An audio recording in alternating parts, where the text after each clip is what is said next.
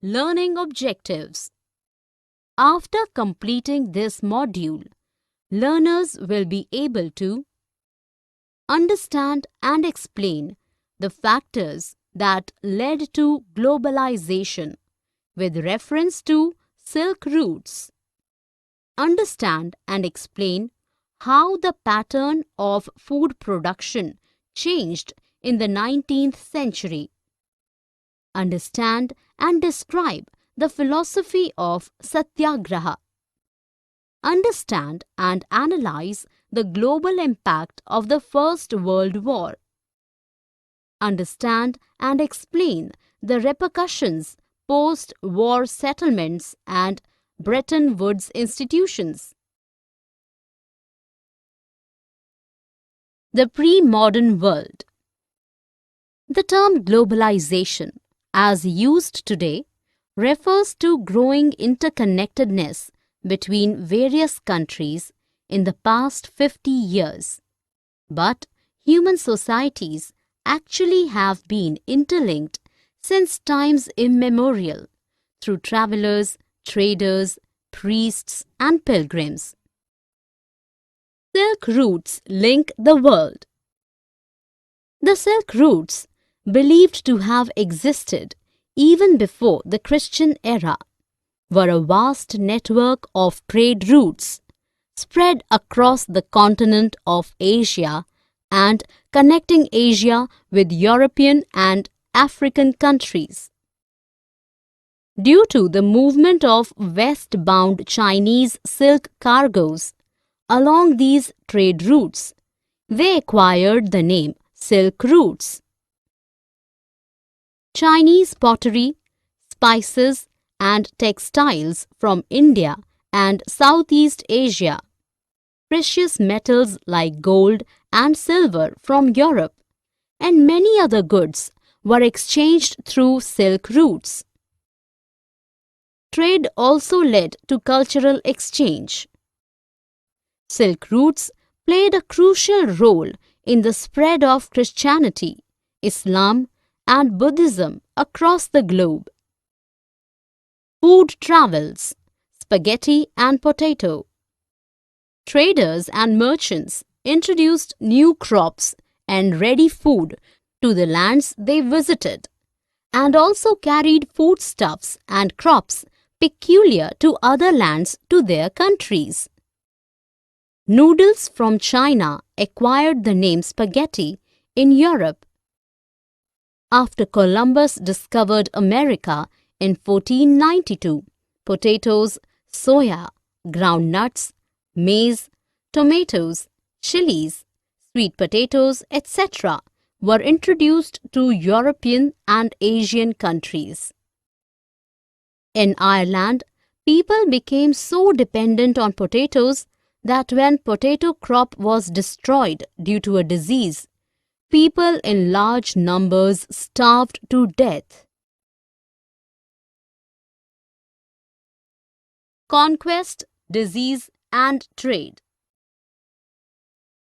Indian Ocean for centuries had been a busy route for trade, cultural exchange, knowledge, goods, and people. In the 16th century, European sailors discovered a sea route to India and America. They used it profitably to expand their trade. America, meanwhile, had developed in complete isolation of the world around. Silver mines in present-day Peru and Mexico enhanced the wealth of Europeans and helped finance their trade. Europeans also sailed to El Dorado, the fabled city of gold in America. The Spaniards and Portuguese conquered a large part of America not by using superior arms and ammunitions, but by introducing the germs of smallpox in America long before they set foot on the continent. Since the natives had not developed any immunity against the disease due to isolation, it wiped out the entire native population. With none to confront, the Europeans easily established their control on the continent. Hunger and poverty was widespread in 19th century Europe. Religious conflicts and persecution of dissenters was commonplace. To escape punishment, the dissenters often fled to America, where the Europeans already had huge plantations, where African slaves grew sugar and cotton for European markets. Till the middle of 18th century, India and China were the richest countries. By 15th century, while China minimized trade interactions with foreign countries, America rose in importance, which shifted the focus of trade to Europe. The 19th century, 1815 to 1914. Economists recognize three types of flow or movements within the international economic exchange in the 19th century society: flow of trade, flow of labor, flow of capital. A world economy takes shape. Corn Law, which restricted import of corns in Britain, was abolished under pressure from industrialists and urban dwellers. The local industry could not compete with the resultant fall in food grain prices. People lost work and migrated overseas. Industrialization led to higher income and more consumption in Britain. To meet the growing demand, vast agricultural lands in America, Australia, Russia, and Eastern Europe needed more capital and labor. Capital flowed from financial centers in London. Millions of people migrated to America and Australia for employment and meet the demand for labor. By 1890, a global agricultural economy came into existence with complex changes in flow of labor, capital, and nature of trade. Role of technology. Major technological inventions and innovations like railways, steamship, telegraph, and technique of refrigeration during this period were the result of larger social, political, and economic factors. The colonizers needed better infrastructure for faster communication and movement of goods. Late 19th century colonialism. In 1885, big European powers met in Berlin to divide Africa into colonies. Due to deliberate division, most of the boundaries in the map of Africa are straight lines. Britain and France got vast overseas territories. Belgium and Germany became new colonies and US became a colonial power by late 1890s by acquiring some colonies earlier held by Spain. Rinderpest or the cattle plague. Europeans wanting to exploit Africa's land and mineral resources faced an acute shortage of labor for plantations and mines. Africa's limited population owned vast lands and livestock. They were unwilling to work for wages. To obtain labor, the Europeans imposed heavy taxes, which could be paid back only by working for wages. They altered inheritance laws.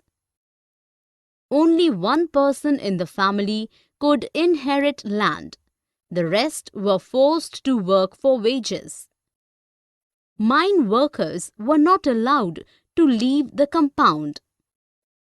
Amidst these developments arrived the deadly disease, Rinderpest, carried by infected cattle imported from British Asia. In 5 years, it killed almost 90% of the cattle. Loss of cattle forced the natives into labor market, facilitating European conquest of Africa. Indentured labor migration from India. In the 19th century, thousands of Indian and Chinese laborers went to work on plantations, in mines, road and railway construction projects across the globe as indentured labor.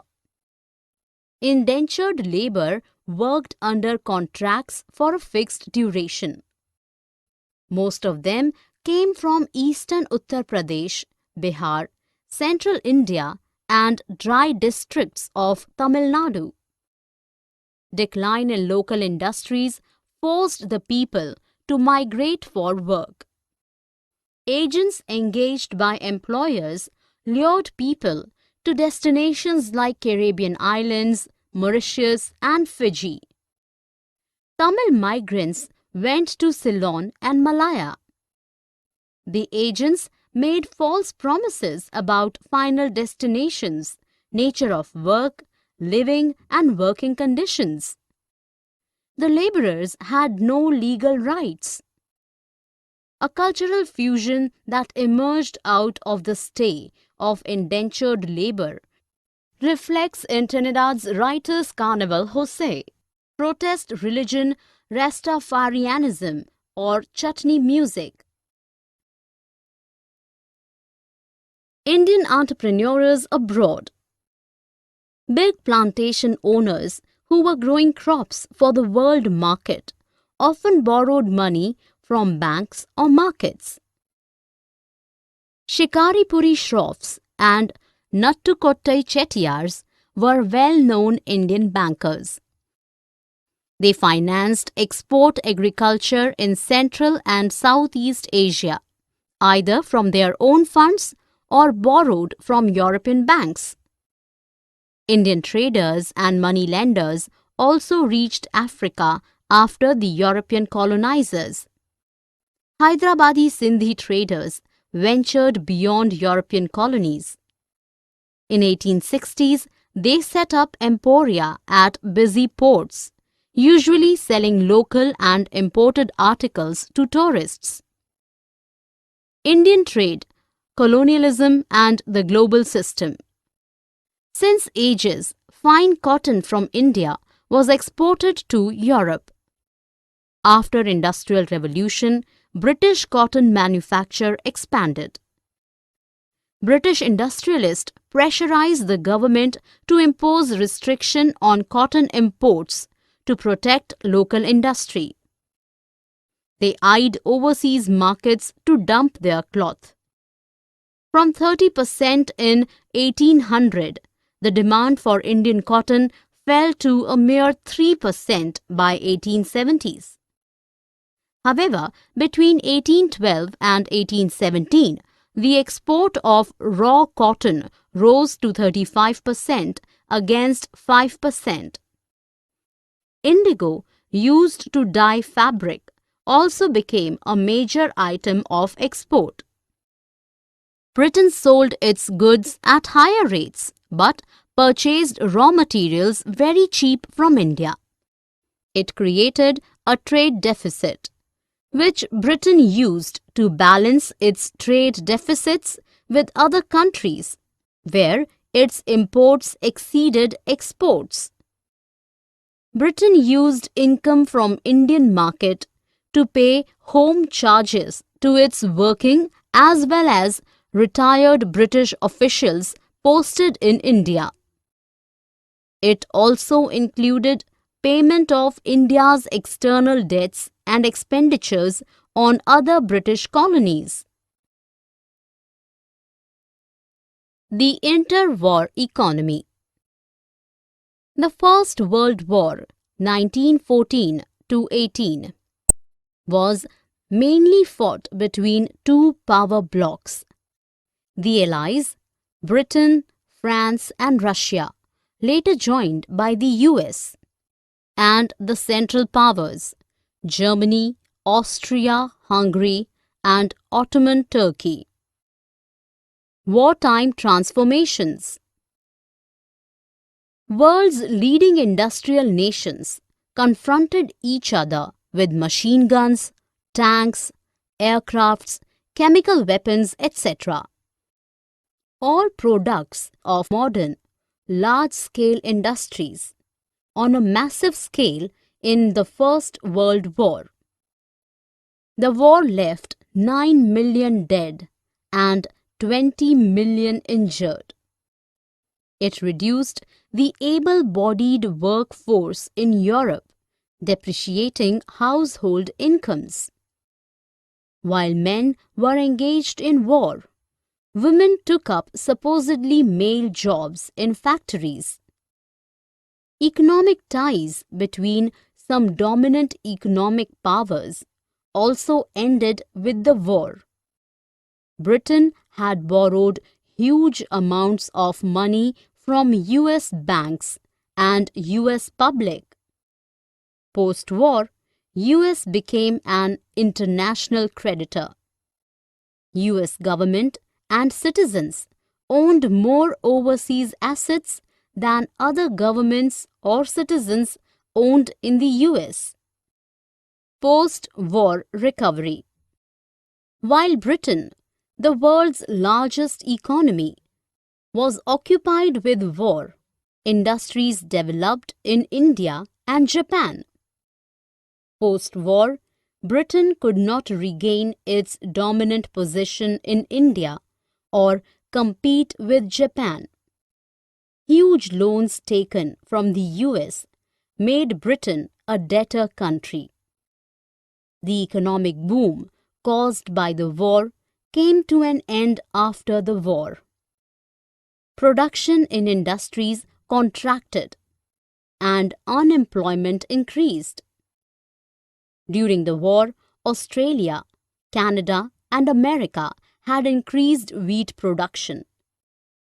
When Eastern Europe, a major supplier of wheat before war, revived wheat production after the war, the prices of grain fell.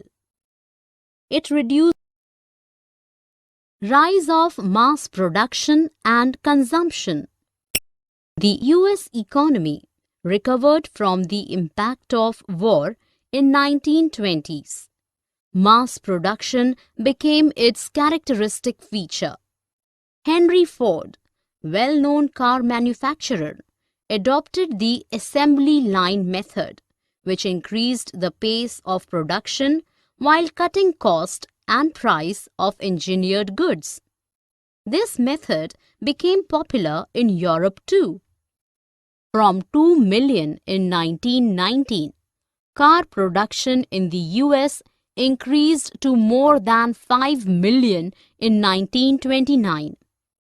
Large investments in house construction and the hire purchase system, which let people pay through monthly or weekly installments, brought about a consumer boom. Increased demand was accompanied by increased production, more income and prosperity in the US.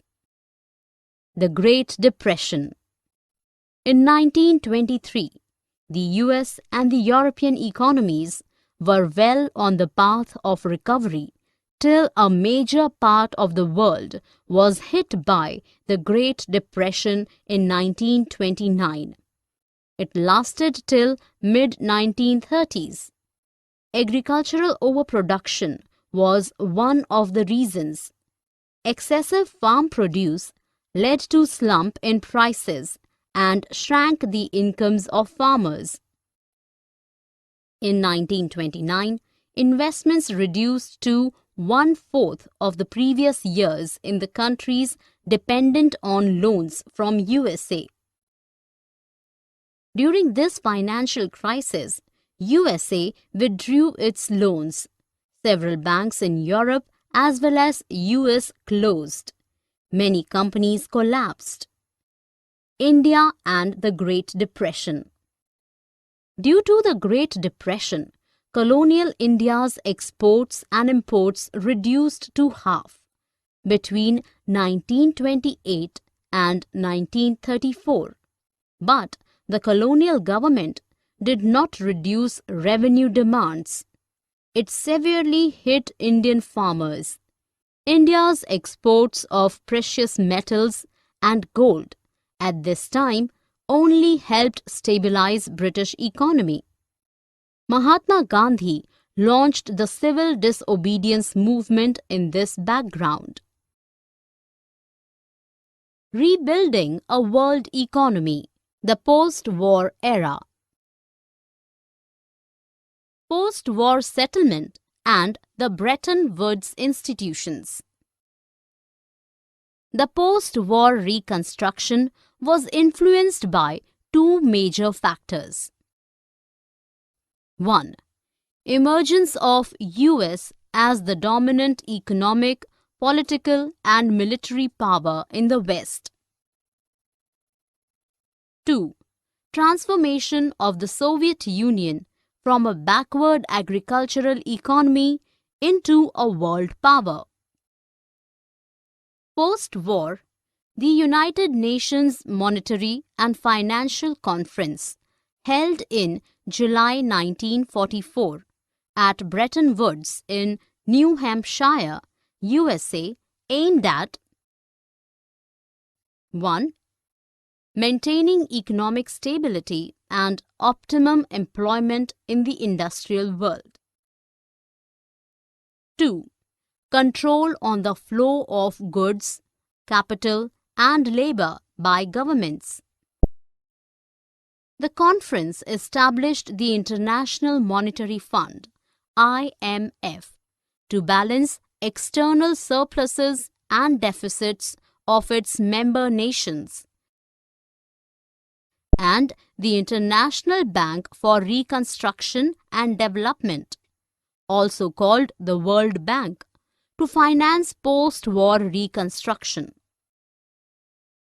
The Bretton Woods system was based on fixed exchange rates. In this system, an exchange rate for currencies was fixed against dollar. Dollar was valued against gold at a fixed price of $35 per ounce of gold. The early post-war years. Due to the Bretton Woods system, the world trade experienced an annual and stable growth rate of 8% between 1950 to 1970. The unemployed rate also averaged less than 5% in industrial nations. The developing nations followed in the footsteps of industrially advanced nations. Decolonization and independence. 2 decades after the Second World War, many colonies in Asia and Africa emerged as independent nations.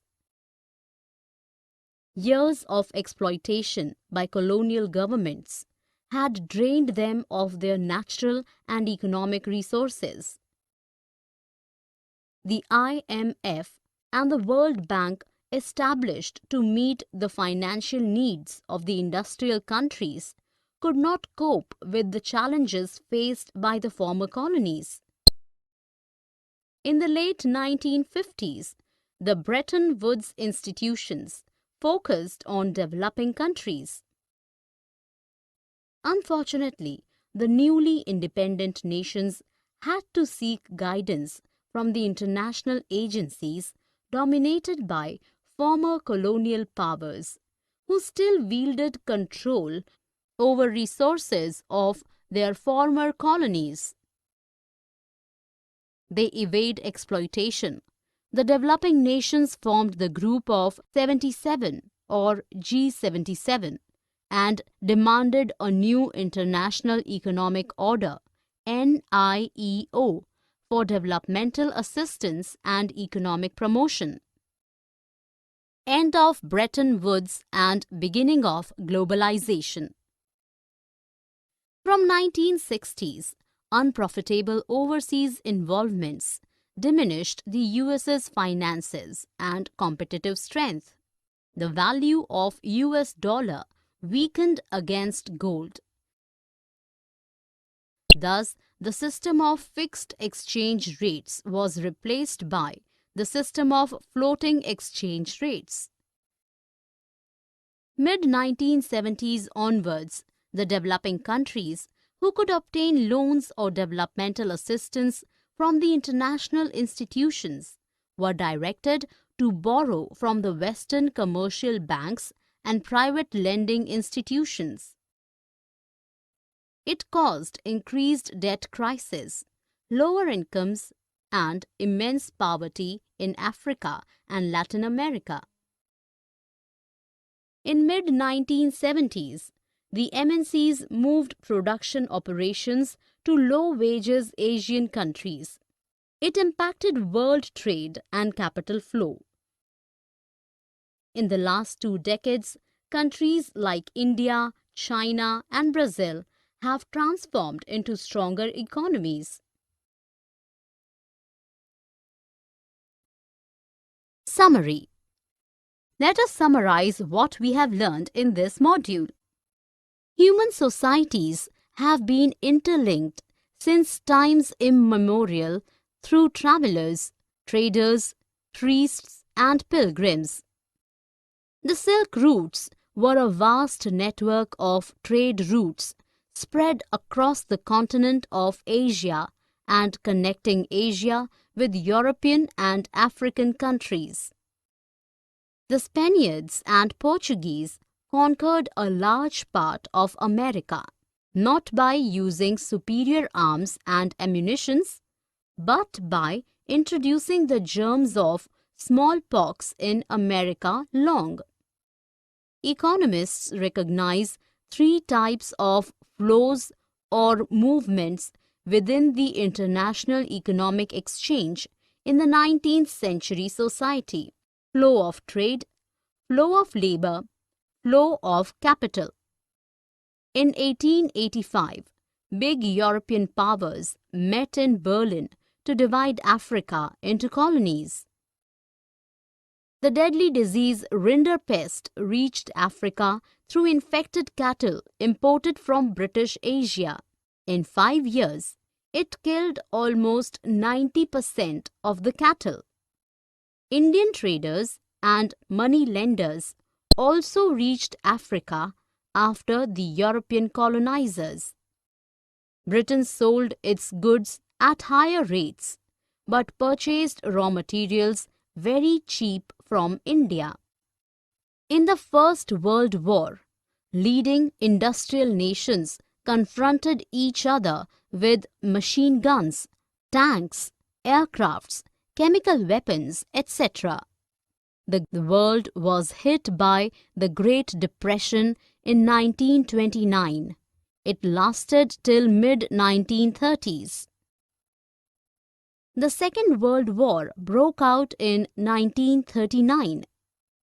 Post-war, the United Nations Monetary and Financial Conference held in July 1944 at Bretton Woods in New Hampshire, USA.